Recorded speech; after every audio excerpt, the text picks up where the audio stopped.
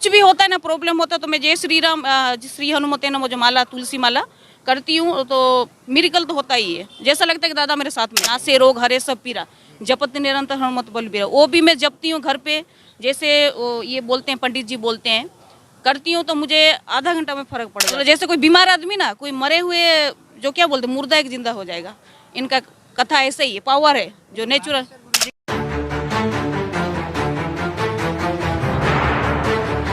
मैं सुनीता नीरज ठक्कर हूँ, मतलब इधर का कच्छ का हूँ, आदिपुर चारवाड़ी का हूँ। और इधर आया आज पहली बार, मतलब बहुत दिन से सपना था कि बाबा को सामने से देखूं, तो बहुत अच्छा लगा सुन के भी, कथा भी सुन, रोज मैं यूट्यूब में देखती हूँ, आज रियल में उनको सामने देखा तो बहुत अच्छा भी लग रहा है, शांति भी लग रहा है मन पूरा उनका। आपका फर्स्ट एक्सपीरियंस है कथा में आने का? कभी धाम पे या कथा में कभी कभी? कथा में तो ऐसे जाते हैं, कृष्ण भागवत का जो ना, कृष्ण भगवान का होता है। ये पहली बार हनुमान दादा का कथा सुन रही हूँ, वो भी क्या बोलते हैं वो, पंडित श्री धीरेन्द्र शास्त्री जी का पहली बार मैं सुन रही हूँ। इनको रोज 1 साल से मैं बाबा का, ये जो धीरेन्द्र शास्त्री जी का मैं देखती हूँ रोज कथा, और मुझे हनुमान दादा का बहुत अच्छा भी लगता है। अरे दादा मतलब साक्षात अभी जागरूक देवता वही है हनुमान दादा। आप इनसे अभी बागेश्वर गुरु जी को आप देख रही हैं, इससे पहले आप किन्हें देखती थी? मैं यूट्यूब में रोज देखती थी। अभी आप बागेश्वर गुरु जी को देख रही हैं, लेकिन बागेश्वर गुरु जी से पहले कभी किसी और को देखा है आपने, संत को कथा वाचते हुए या कथा सुन कभी आपने सुनी है? उनका कृष्ण भागवत गीता बिठाए थे मेरे फैमिली में, मतलब इनके मेरे जेठ बिठाए थे, उनका देखा था। लेकिन पहली बार कृष्ण भगवान का सुनी, महादेव का सुने के लिए हनुमान दादा का पहली बार सुना। कैसा लगता है इनको जब ये कथा करते हैं?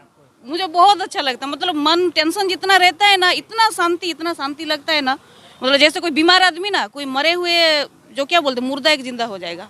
इनका कथा ऐसे ही है, पावर है जो नेचुरल। गुरु जी की कथा अगर सुनने कोई आ जाए लगातार तो उसमें कहते हैं ना, बीमारियों से लड़ने की शक्ति आ जाएगी है।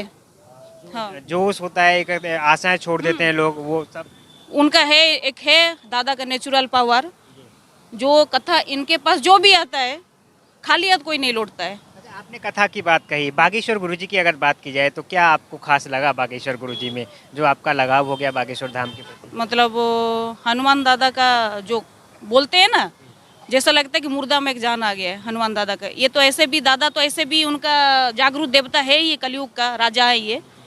रियल भी होता है मेरे साथ मिरेकल। एक मतलब मैं कष्ट भंजन गई ना, तब से मेरे साथ चमत्कार होते जा रहा है। क्या चमत्कार हुआ, कुछ बताएंगे? पहले बीमार पड़ती थी, कष्ट भंजन गई थी, तो अभी बराबर हूँ पहले से। मतलब बहुत बीमार पड़े, 2 साल से कष्ट भंजन जा रही हूँ।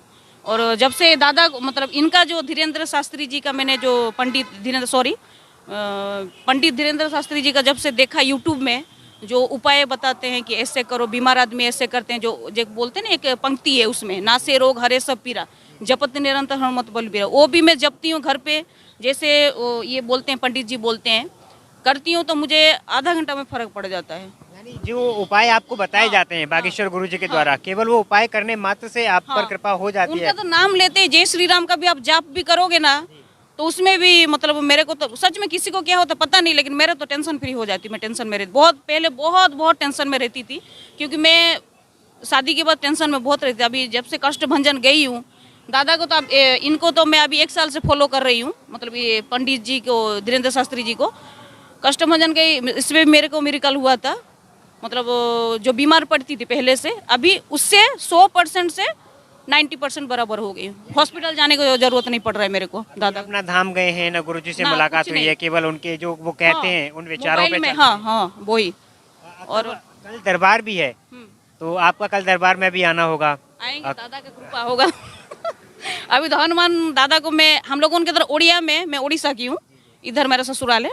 उड़ीसा में हम लोगों ने बड़ा भाई को दादा बोलते हैं, तो मैं इनको तो बड़ा भाई मान लिया है कि आप मेरा प्रोटेक्ट करोगे हर जगह। और जैसा लगता है कि आज मैं व्रत भी रखी हूँ, फास्टिंग है मेरा सोमवार का, तो जैसा लगता है कि कुछ भी होता है ना, प्रॉब्लम होता है, तो मैं जय श्री राम श्री हनुमते नमो जो माला, तुलसी माला करती हूँ, तो मिरेकल तो होता ही है। जैसा लगता है कि दादा मेरे साथ में है। आपकी ये बात सुनी जाती है। अच्छा, कल दरबार है, मान लीजिए कल आपको गुरुजी ने बुला लिया, तो आप अपने दादा से क्या कहना चाहेंगे, क्या मांगना चाहेंगे? ये तो सरप्राइज रखी हूँ, बहुत क्या बोले, मेरा आँख छलक जा रहा है। एक बहुत मन की इच्छा है, एक ही प्रश्न अगर पंडित जी ने कर दिए, दादा, ये तो इनके हाथ ऊपर दादा ही है, हनुमान दादा ही है, पूरा हो जाएगा तो और विश्वास बढ़ जाएगा मेरा। पूरा तो हो गया 90% तो हनुमान दादा तो जैसा लगता है मेरे साथ ही है, पूरा साथ ही है वो। जैसे बागेश्वर जी महाराज जी का एक मंत्र है, जो मंत्र बोलने से काफी मन को शांति मिलती है। वो मंत्र ये है, 11 बार सुबह उठने से पहले इस मंत्र का उच्चारण करेंगे। वाक्यों में शरीर के अंदर जो भी दिक्कत, जो भी परेशानी, जो भी समस्या है, अगर वो बोल देंगे तो आपको दिन भर शांति शांति, कोई किसी कोई मतलब नहीं। ओम नमः भगवत, ओम नमः हनुमंते रुद्र अवताराय, सर्वशस्तु शरणाय, सर्वरोग हराय, सर्वशीकरणाय, रामदूत स्वाहा। इस मंत्र का अगर कोई उच्चारण नियमित करे तो उसकी जो परेशानियां हैं वो दूर हो जाती हैं। अच्छा, कुछ लोग ना बागेश्वर गुरुजी की बुराई करते हैं, कहते हैं कि ये जो सच्चाई के रास्ते पे जाते हैं ना, जो बोलते हैं ना कि सच्चे के रास्ते पे कांटे होता है, जो बुराई करता तो स्टेप बाय स्टेप सीढ़ी चढ़ जाएगा, लेकिन अच्छे रास्ते पे जो जाता है ना, बाधा विघ्न तो आते ही है उसमें। वही इस समय उनके साथ हो रही है। वही। लेकिन क्या आपको लगता है इन सारी चीजों से उनको फर्क पड़ने वाला है? ना, नहीं फर्क पड़े। जो सच्चे के रास्ते पे जाता है उसको तो कांटे पड़ेगा ही पड़ेगा, पीछे बुराई करेंगे करेंगे। जैसा सोचिए ना, मोदी जी को अच्छा काम कर रहे हैं फिर भी गालियाँ मिल रहा है, ये तो हम तो निमित्त मात्र हैं। वो भी ये अच्छे काम कर रहे हैं, हिंदू राष्ट्र को जगा रहे हैं। जो भी हो, कोई भी धर्म के आगे बोलेगा तो उनको तो कष्ट तो लगेगा ना। तो बोलते नहीं, जैसे अभी धीरेन्द्र शास्त्री जी ने बोले कि हिंदू राष्ट्र बड़ा कोई नहीं है, भारत में जो पैदा होता है वो किस्मत वाले होते हैं। हिंदू घर पे भी पैदा होना मतलब अच्छा भाग्य की बात है, सौभाग्य की बात है। हाँ, हिंदू जो सनातन धर्म है, सनातन धर्म है, सनातन धर्म का कोई अंत नहीं है।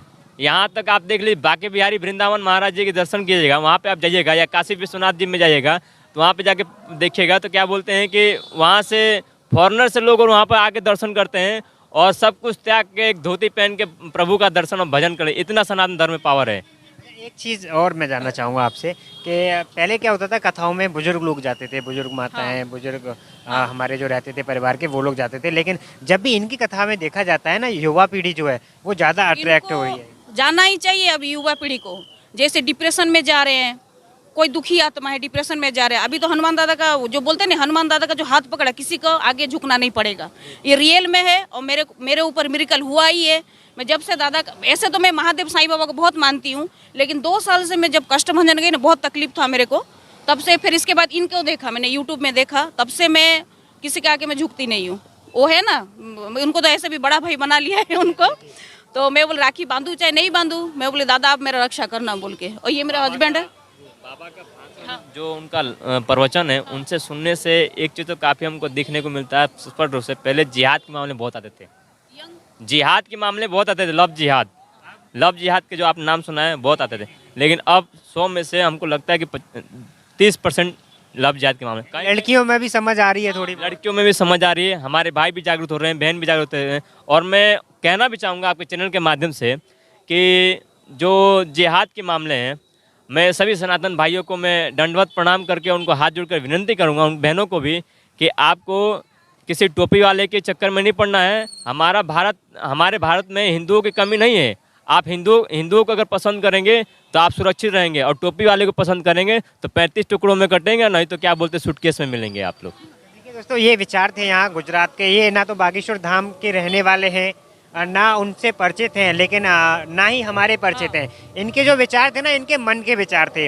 अगर ये चाहते तो बागेश्वर धाम के बारे में कुछ गलत भी बोल सकते थे, लेकिन हमारा मकसद केवल वीडियो बनाने का इतना ही है कि आप केवल सच्चाई जान पाएँ। बागेश्वर धाम पर, बागेश्वर गुरुजी पर लोगों की कितनी आस्था है, कितना विश्वास है, किस प्रकार से उनको फ़ायदा हो रहा है बागेश्वर धाम से जुड़ने के बाद। देखिए, इनका कहना था ना इनकी मुलाकात हुई, ना बाबा ने पर्चा बनाया, केवल नाम लेते हैं, मंत्र जाप करते हैं, उपाय करते हैं, आराम मिलता है। हाँ। तो दोस्तों आप भी ये परिवार में भी आराम मिलता है सबको, जिसको आपको उल जुलूल की बातों में नहीं पड़ना है।